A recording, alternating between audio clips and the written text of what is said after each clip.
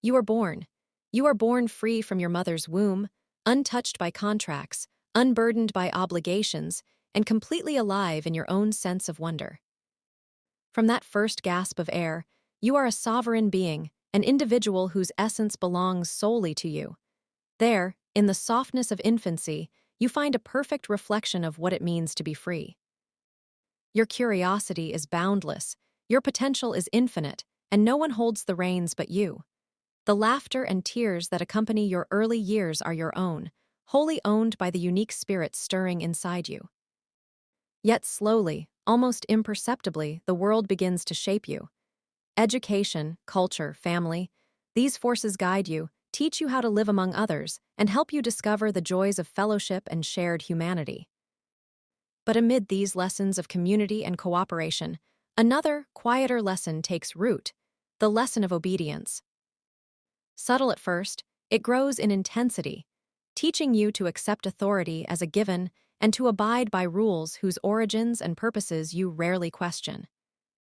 By the time you become an adult, this conditioning is deeply entrenched, woven into the fabric of your every thought. And so you step into society with the belief that certain structures are immutable, that they have always existed, and that challenging them is not only pointless, but somehow morally wrong.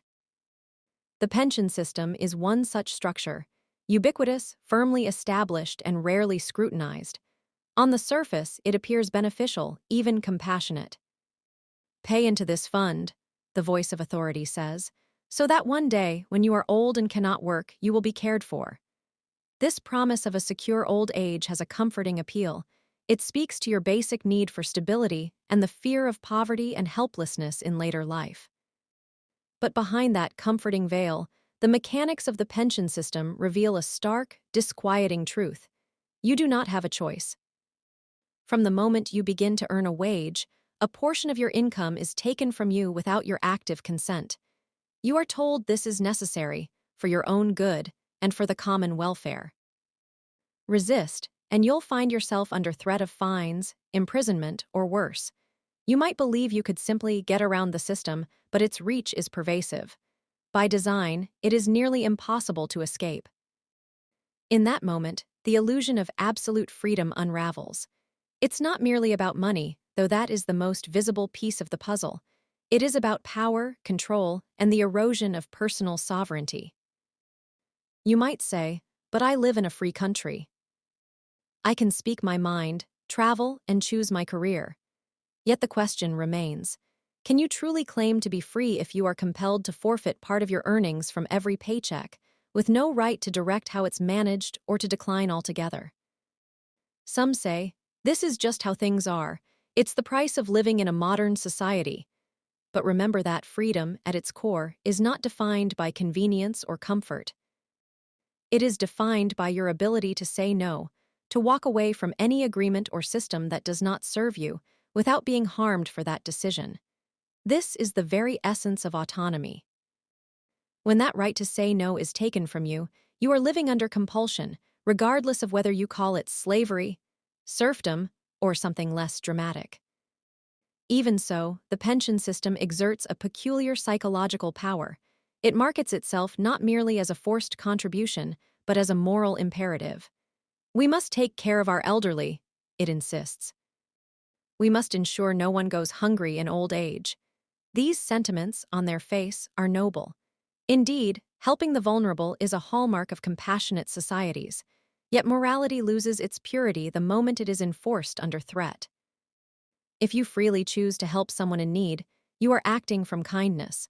If you are forced to do it, with no avenue to opt out or tailor your assistance, the virtue of the act is overshadowed by coercion. Moreover, the pension system is far from foolproof in delivering on its benevolent promises. Governments and administrations can and often do change the rules, raising retirement ages, decreasing benefits, shifting payout structures, all without your consent.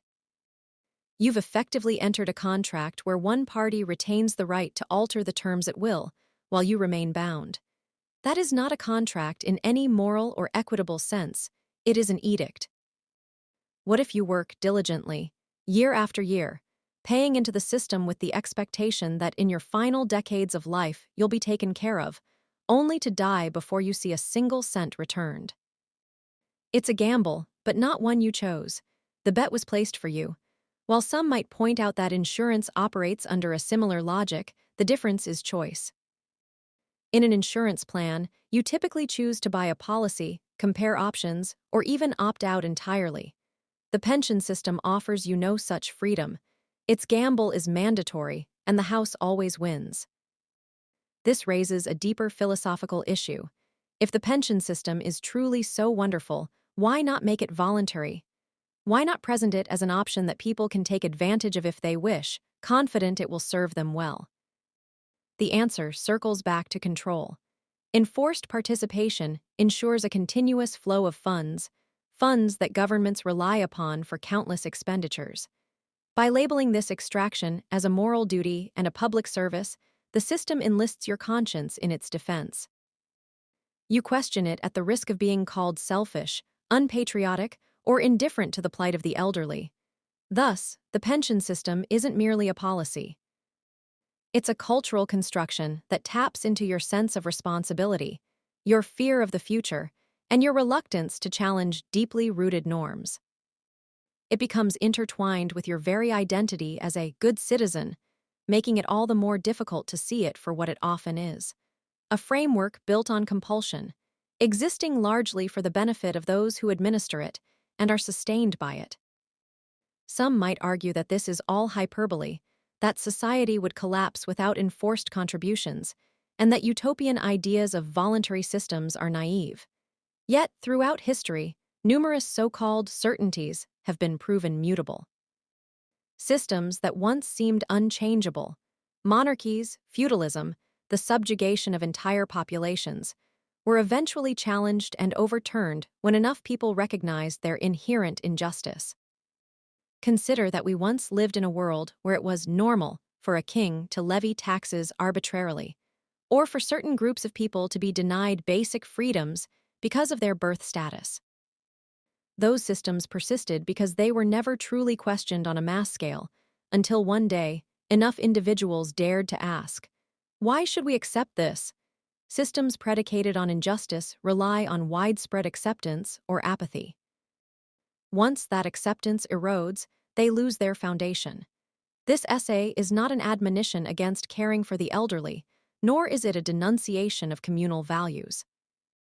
On the contrary, caring for one another, especially when we are vulnerable, is a beautiful expression of human solidarity. But solidarity is most meaningful when given freely, when it springs from empathy, not enforcement. Imagine a world where you could devote a portion of your earnings to funds or organizations that genuinely align with your values. A system that respects individual autonomy might even produce better outcomes, as people invest more passionately in initiatives they believe in, rather than begrudgingly handing over money to a faceless bureaucracy. Of course, such a vision requires trust in individual responsibility and a willingness to accept risk. Freedom, by nature, carries risk. When you choose your path, you might choose poorly. When you keep your money, you might mismanage it. This uncertainty is the price of self-determination. Not everyone is comfortable with it. Many prefer the perceived safety of a paternalistic system that decrees what must be done. But forced safety, no matter how well-intentioned, is at odds with the dignity that true freedom entails. So where does this leave us? Perhaps with an invitation to question what we have long taken for granted. Question not just the pension system, but every structure that exerts control over your life without your fully informed, voluntary consent. Look past the slogans and moral justifications and ask whether you had a real choice. Did you agree freely, or were you led to believe there was no alternative? In that questioning, you may find the kernel of your own autonomy stirring anew. At heart, we return to the simple, profound truth: you are born free. That freedom is your natural state, a birthright that belongs to every human being. When you came into this world, you did not do so as the property of a government or under the guardianship of a system that would claim your labor. You arrived as an individual spirit with a boundless capacity for love, creation, and discovery. Yet many of us spend our entire lives under the subtle weight of obligatory systems, from which no vote, negotiation, or peaceful protest truly liberates us. It can feel hopeless, but there is a transformative power in awareness. Once we see the chains for what they are, we can begin to imagine a life without them. We can begin to talk with others, to plant seeds of thought, to question assumptions, and perhaps, over time, to shape a world that truly respects our innate freedom. This is not a simple task, nor will it happen overnight. Entrenched systems resist change precisely because they are so profitable to those who wield them. We might never see the complete dismantling of forced pension structures or other similarly coercive institutions in our lifetime. But every small awakening, every conversation that challenges the status quo, moves us one step closer to a future where freedom is recognized as more than just a word in constitutions and laws. It becomes a lived reality, shared in the everyday practices of our communities. With love, we acknowledge that many people embrace the current system out of fear, ignorance, or genuine belief in its benefits. This essay does not seek to shame them, but rather to remind them of the alternatives. We all have the capacity for critical thought, compassion, and the courage to seek a better way.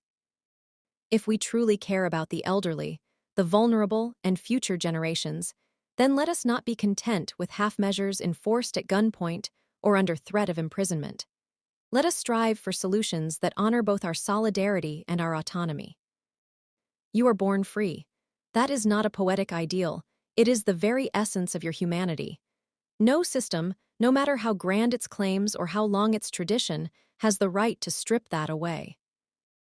When you understand this, when you feel it in your bones, you might just find that the illusions of control lose their power. You may see new possibilities where before there were none, and new pathways where the road seemed blocked.